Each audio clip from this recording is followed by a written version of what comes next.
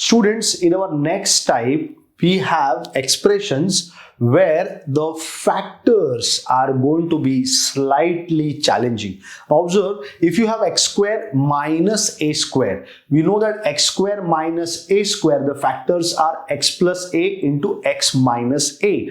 But if I ask you the factors of x square plus a square, it becomes slightly difficult, isn't it? So this is what you got to now memorize. Students, if I ever now ask you what are the factors of x square plus a square, you have to always remember this formula. X square plus a square now is x plus ai into x minus ai. Try to multiply this. Don't you know that I is root of minus 1? Therefore, I square becomes equal to minus 1. So it's like a plus b into a minus b. What's a plus b into a minus b? A plus b into a minus b is a square minus b square. So a square minus b square, I get x square minus a square I square, and I square is minus 1. So the negative sign in between turns out to become a positive sign.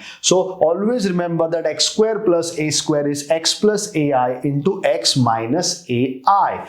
Now students, any of the questions you take from here, they will be solved in the exact same manner. We will be taking one question entirely and we will be discussing rest of the questions. So look at the very first problem that you have. Y is equal to 1 upon 1 plus x square plus x cube. Let's simplify this particular question. So I'm going to write the question first. You have y is equal to 1 upon 1 plus x square plus x cube. Now observe very carefully to the last two terms. You have x square plus x cube. From these two terms, can you take out the x square common? It is very simple to take out x square common. So students, what do I get? I get y is equal to 1 upon 1 plus x, and from the next two terms I am going to take out the x square common. So let's take out the x square common. What is left? If you take out x square common,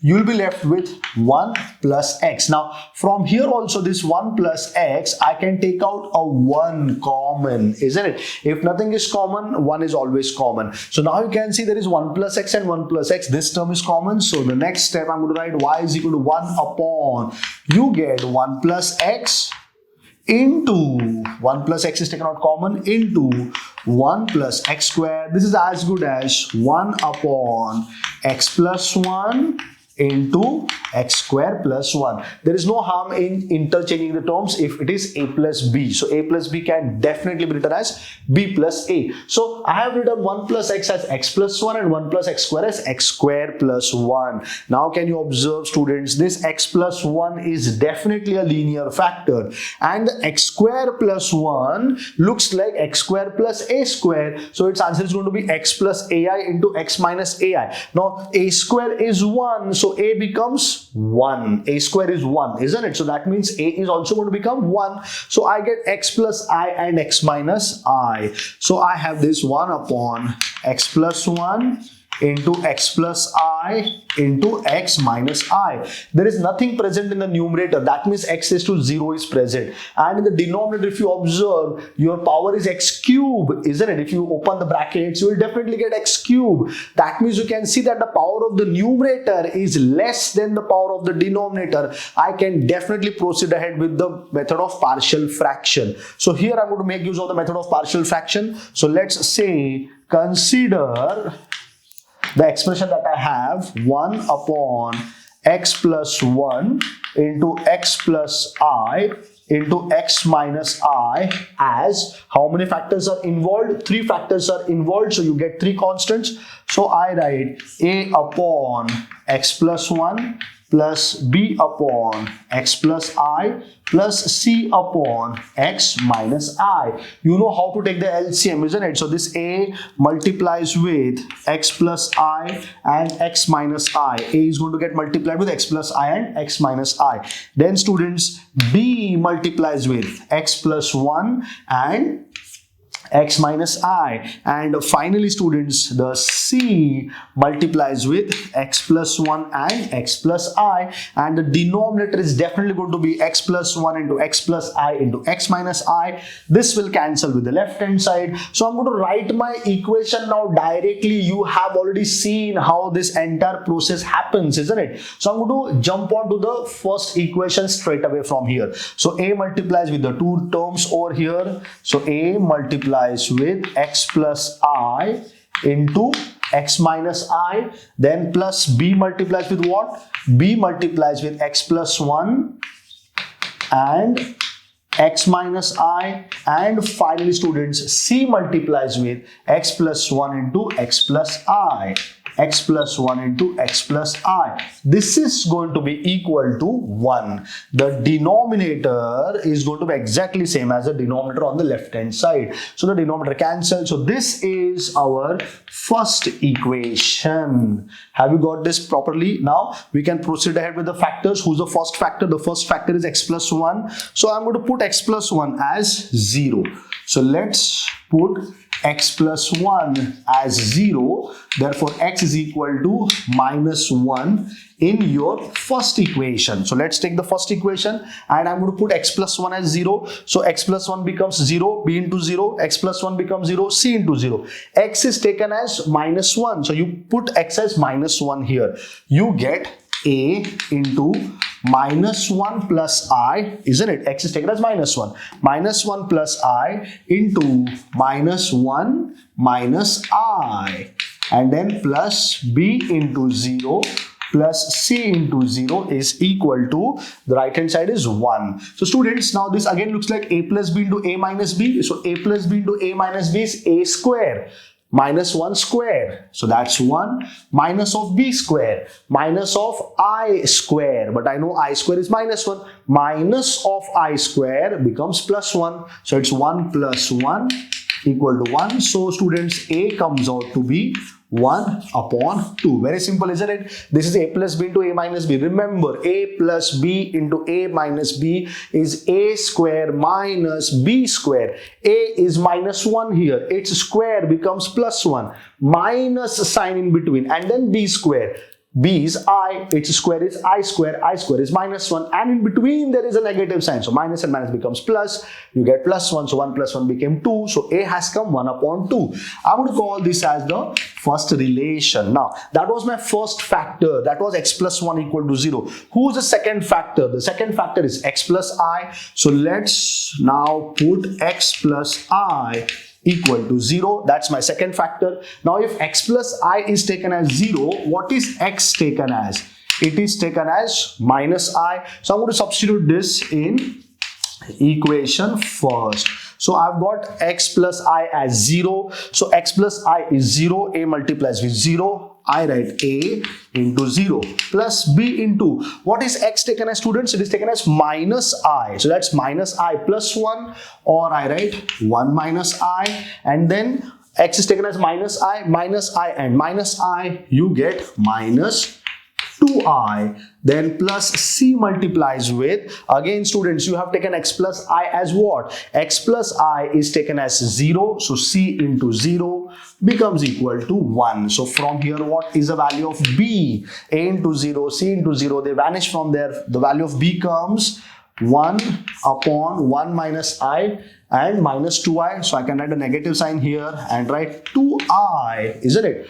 2i into 1 minus I. Now students, what you can do here is you can multiply and divide by I. In the numerator and denominator, you can multiply and divide with I. So you multiply the numerator as well as the denominator with I. So I get I and I. Now what is I into I? Students, I into I is I square. I square is minus 1 and the minus sign will cancel. So your answer simply becomes minus I into I is minus I square, isn't it? I square in I into I is I square. I into I is I square. I square is minus 1. So the minus and minus sign will cancel.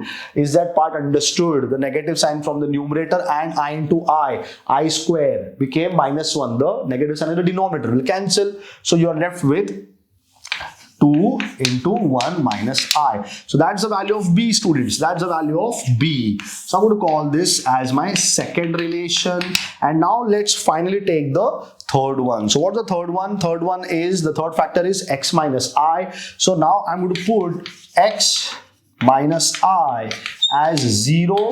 That means x is equal to I in your first equation, isn't it? So let's put x is equal to I in the first relation, or I can say x minus I equal to 0. So x minus I is taken as 0. So you get a into 0. I write a into 0. Then b into x minus I is taken as 0. So you get b into 0, isn't it? And then plus c multiplies with, you are putting x as I. You get I plus 1, or I better write it as 1 plus I. That's 1 plus I into I plus I is going to become 2I, isn't it? So it's 2I. This is equal to 1. So from here I get the value of C as what? C is going to become 1 upon 2I into 1 plus I. If you want, you can again multiply and divide by I. So in the numerator you multiply by I. In the denominator also you can multiply by I. So what happens if I multiply the numerator and denominator by I? You get I in the numerator. I into I becomes I square. That becomes minus 1. So there is no need to multiply by I if you want to maintain the positive sign. Just leave it as it is. So that's the value of C. I would call this as the third relation. It does not matter what constants you are going to get, isn't it? Just get them very properly. I've got the values of A, B and C. Now I can write what is Y. So this is 1 upon x plus 1, x plus I, x minus I, 1 upon x plus 1, x plus I, x minus I. It is A upon plus B upon and plus C upon, isn't it? You have the terms over there. So that means you will be able to write Y as what now? So Y becomes equal to, it was this expression. It is going to transform into this expression now. A, B and C the values. What's the value of A? A is 1 upon 2. You write 1 upon 2 upon x plus 1, isn't it? Then plus, what's the value of B that you have got? It is I upon 2 into 1 minus I. That's the value of B, isn't it? Whole divided by, what's the denominator? You have the denominator as x plus I. The denominator is x plus I, and then plus, what about C, students? The value of C, you remember, is 1 upon 2I into 1 plus I. 1 upon 2I into 1 plus I, and then this has what denominator? The denominator is x minus I, if you see, isn't it? The denominator is x minus I. So now I know that these are all constants. I need not worry about them. They're constants. If I differentiate it any number of times, the constants is simply going to go outside the derivative. What I need to focus on is the denominators. X plus 1, x plus I, x minus I. Remember, even though I is root of minus 1, it is still a constant term. So don't you see that all the terms present in the denominator, they look like ax plus b, ax plus b and ax plus b. So I can definitely make use of the formula y is equal to 1 upon ax plus b. Students, let's quickly revise.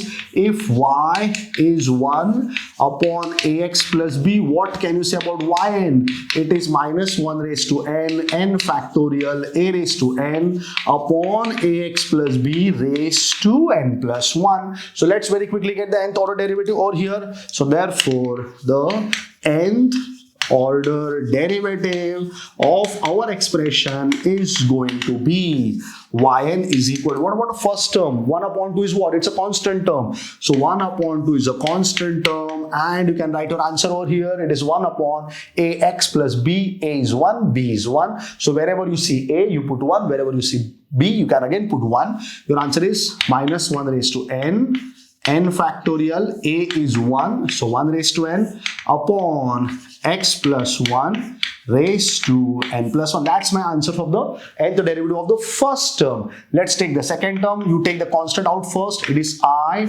upon 2 into 1 minus I. Then again, a is 1, but this time b is plus I. It does not matter then again, isn't it? So b is not taking part in writing the formula. You just need to maintain ax plus b properly. So you get minus 1 raised to n into n factorial. A is still 1, so I write 1 raised to n upon x plus I raised to n plus 1. That's my nth derivative of the second term. Let's take the third term. Again, you have the constant. Here it is 1 upon 2i into 1 plus I into, again students, can you tell me the answer this time? It is going to be very simple, minus 1 raised to n factorial, because this time also a is 1, but this time b is minus I, so just take care of that. Ax plus b is minus I, so n factorial 1 raised to n, that's a raised to n upon ax plus b, which is x minus I raised to